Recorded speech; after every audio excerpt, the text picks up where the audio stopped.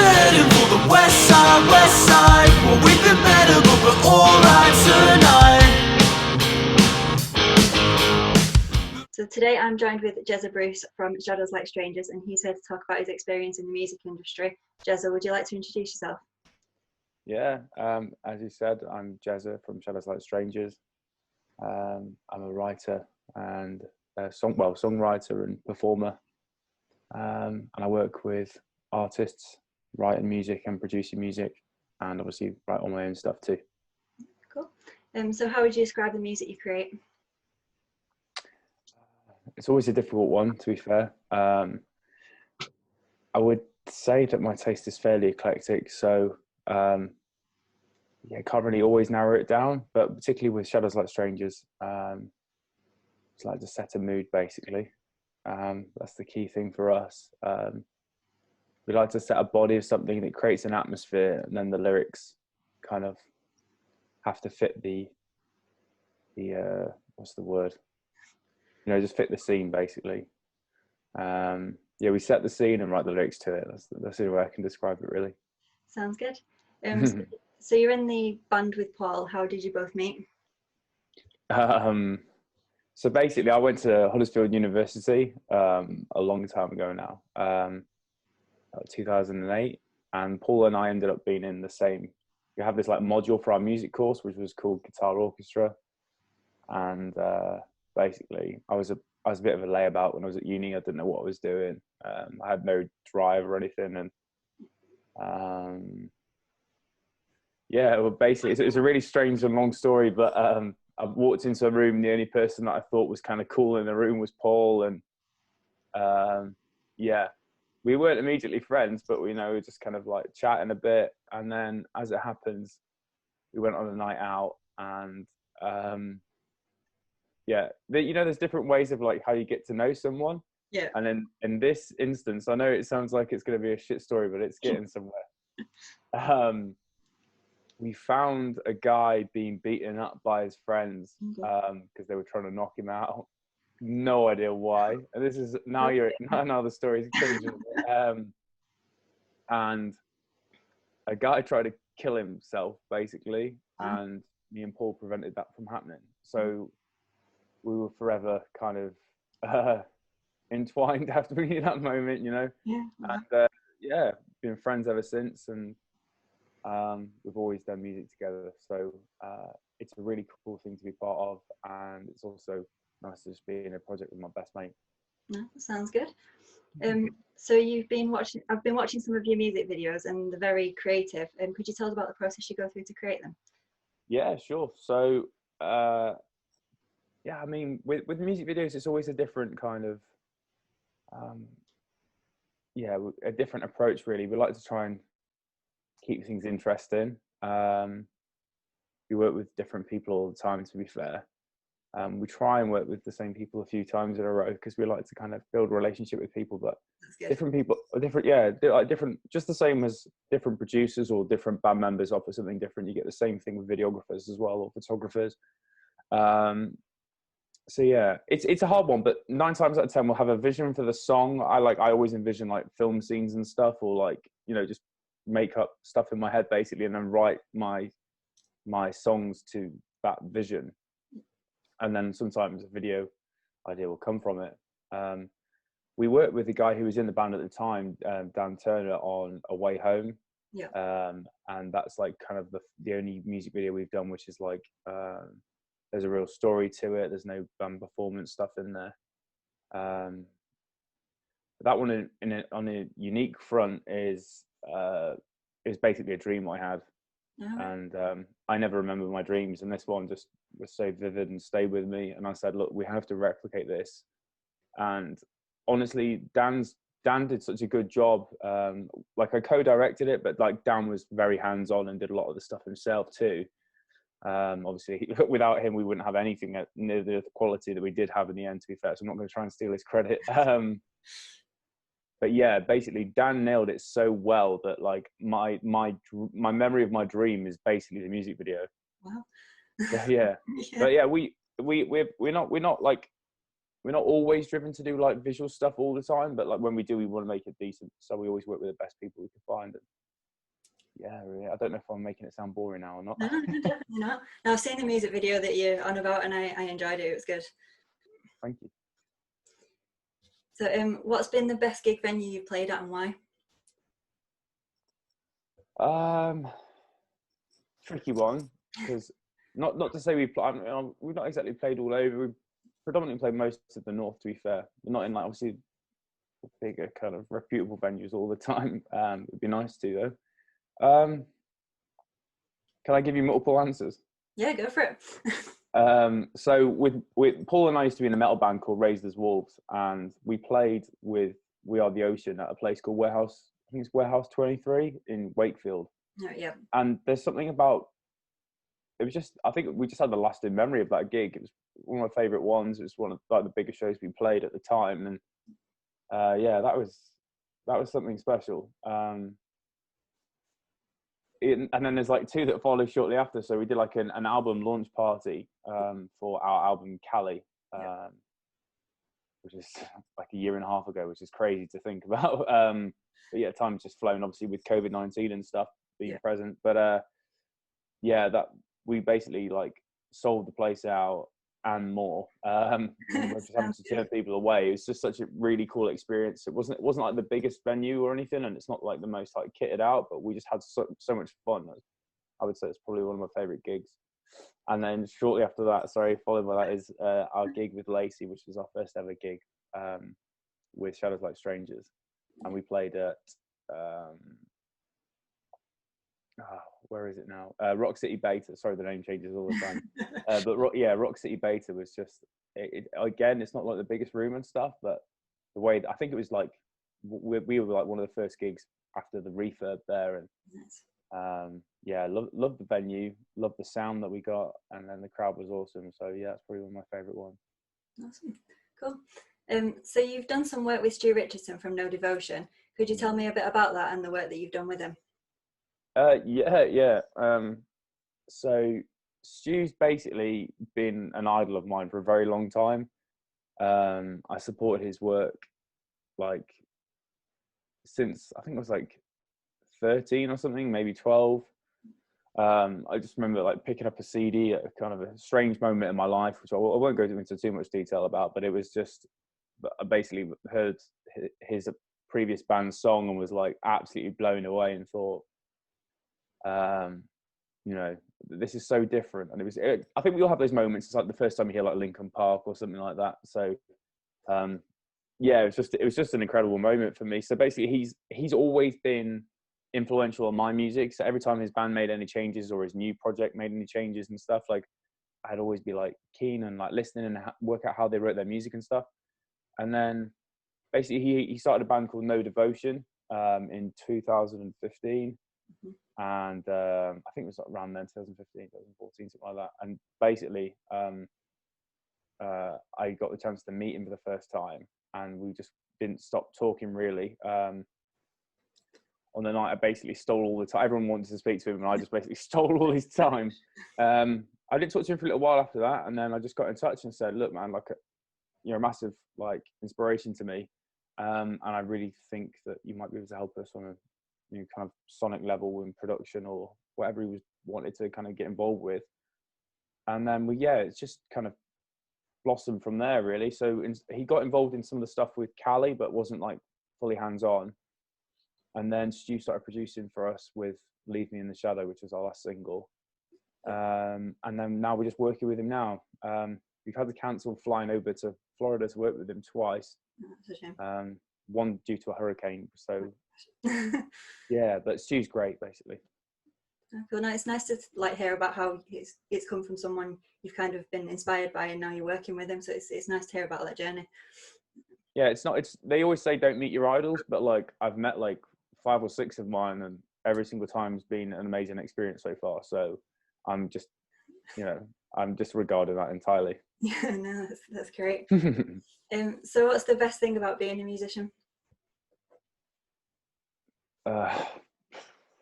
So many things, to be fair. It is a struggle.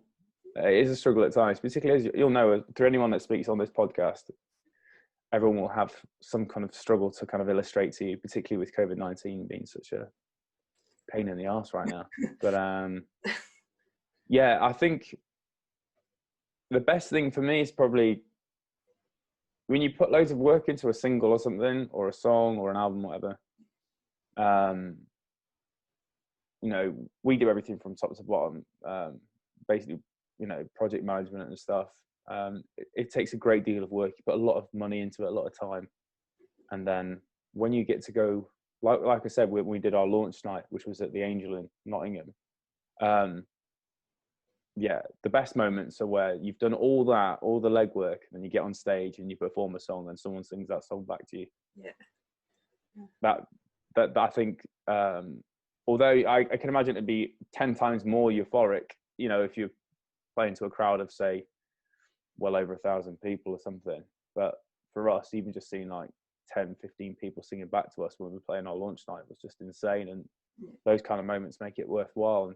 And on a flip side, like, I love being a musician just because music gives me an opportunity to have a voice and gives me confidence.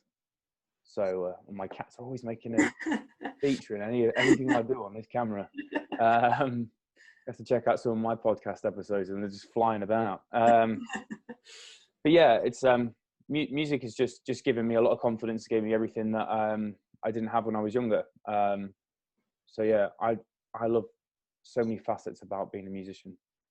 Oh, sounds great. So what's been the highlight of your career so far? Tricky one, to be fair. There's so many different little moments. I mean, if you meet, you know, get a chance to speak to Paul or anyone else that kind of works with us, we're always being fairly driven. And I would consider myself a fairly driven person, to be fair, and particularly with our music. I really want to get somewhere. Without sounding like an absolute killjoy, I don't think we've had a career highlight yet, if that makes sense. You know, like, yeah, I know what my highlight would be, I think, because we have so many goals and targets and stuff of what we want to achieve. I think it's yet to come, to be honest with you. I hope so anyway. I'm sure. Yeah, I don't know. I don't know if that kind of like I said, I don't want to make it doesn't sound really grumpy. We've obviously had loads of great times. We put Cali out, we put Leaving the Shadow out, and had a great response to that. Yeah. Made it onto like Spotify playlists and stuff, and we've done fairly well at times, but there's still a lot more work to be done, and I think maybe a little bit more success ahead. So yeah, I'm hedging my bets on that, and yeah. I'm sure it'll get there. So do you have any advice for anyone wanting to follow in your footsteps in the music business? Yeah, it's always a tricky one because you always get the same kind of answers from musicians and stuff, and I want to always try and I don't want to sound like a broken record, just like the same as quite a few things we hear. I would honestly just say, if you, as a musician, if you're just trying to get into musicianship, then just make sure that it's, you know, you're focused and you're willing to learn. A willingness to learn has made a massive difference to both me and Paul over the last 5-6 years or so. We both studied, you know, popular music production at university, and you know, Paul's basically a master of any instrument he picks up. But yeah, I think a willingness to learn your instrument is massive. But in terms of being in a band and stuff, I honestly think people 9 times out of 10 need to be treating their band. If they want their band to be successful, they need to treat their band as a business. Yeah. But you know, you can take that with a pinch of salt. It just depends what you want to do with your music, to be fair. Sounds good. So you mentioned earlier that you've got a podcast where you talk to musicians around the world. Would you like to tell us a bit more about it? Yeah, sure. So I do a podcast through my kind of creative hub, which is called Alpine Cove, and the podcast is called Talking in Cove, which is a cheeky play on words. People have said, is it talking in COVID? But that was just too direct, and it wasn't something we actually intended. It's supposed to be a play on talking in code, but yeah, not many people have noticed that yet. But yeah, so we talk to like basically I have a background in like producing rap music and writing rap music and stuff. So for me, I was like, I wanted to like set up a podcast where I got to talk to all these musicians that I'd worked with. Yeah. And then it just kind of stemmed into something else. People kind of expressed interest in kind of talking about, you know, different creative fields. And then, yeah, one thing led to another. And then we just started, we said like, you know, let's open the door. I got my friend Simon, who was experienced in presenting for like, or commentating and presenting for the BBC. So me and Simon Marn do this little podcast, and we just basically talk to artists about their careers, how they're experiencing COVID-19, and sometimes, you know, a couple kind of things regarding to world affairs and stuff like that. Really, it's obviously 2020 has been such a turbulent time that we've been, as you'll know, like we were just graced with, well, not graced, but maybe cursed with a lot of content to talk about. So conversation never runs dry, and we just get to talk to some incredible artists, often heroes of ours, and we're just very lucky. Yeah, that's great. Yeah, I'll leave the link to your podcast below as well if anyone wants to check it out. Thank you. So if you don't mind me asking, you've mentioned before that you've suffered with anxiety. What helps you deal with it, and how has this impacted your music career? I would say anxiety is like, you know, one of the colors of this like spectrum of stuff that I've experienced as a person. I was trying to allude to it before, but I'm not sure how clear I was. But in terms of being a writer and a performer and stuff, music is just like is my medicine basically for a lot of different things, and always has been. As a young lad, I was always like dead reclusive. I'll happily talk about it as well, by the way. So I hope I don't go too deep for the podcast. But I was bullied. I suffered bereavement. I ended up in hospital from being bullied to some extreme extents, and inevitably a lot of stuff kind of overwhelmed me, and I got to the age of like 27 and stuff, and I started experiencing deeper bouts of depression, and I had to use music as a way of vocalizing my pain, because as I'm a bit of a lone wolf basically in a lot of aspects of my life. So for me, it was just a way of vocalizing that, and then sometimes people would kind of listen to songs and be like, you know, more understanding of my situation. So to kind of go back onto your original question about anxiety is something that led from lack of kind of I didn't have the capability to deal with how I felt at certain times, and honestly, I know it's such a long-winded answer, but I had to go start doing like yoga to like deal with my breathing, and my anxiety would come about in situations, whether sometimes it'd be at work, or sometimes I couldn't cope with a moment that I would have been able to cope with several years before and have no problems, you know. But I have like I say I could barely ever sleep. I used yoga as a way to overcome stuff, and then my anxiety gradually reduced. My sleeping improved as well. But I know I just sound like a mess right now, actually. But anxiety is just something that I learned to cope with by just giving myself more time, not pressuring myself to deal with things like there and then, just taking myself out of the picture, breathing through it basically. I know it sounds cliche for someone that's tried yoga, but I just taught myself to relax basically. It's not the same for everyone, and I don't want to kind of throw disregard to the kind of advice that people give for anxiety, but for me, although I still encounter anxiety from time to time, I pretty much almost managed to completely control it. That's good. For me as well, I know it's a long answer, but I also would say that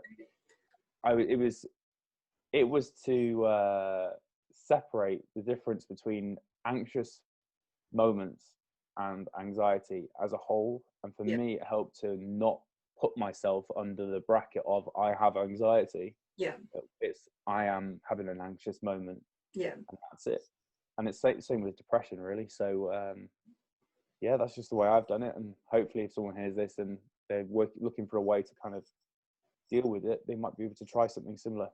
That's good. Now I can kind of relate, because I suffered with it myself. It's music that helped me through, like, listening to it and stuff. So hopefully I'm on the right side of it now as well. So. Yeah, I thoroughly recommend, if you ever need a quiet moment, listen to I forgot the name of the album actually, but it's 07. I think it's like you'll probably heard it on some adverts or something. But yeah, it was literally 07, and then there's an artist called Bonobo as well. And literally listening to those artists when I was having a bad moment just helped me find my zen, basically. Oh, well, I'll have to check it out. Yeah, definitely do.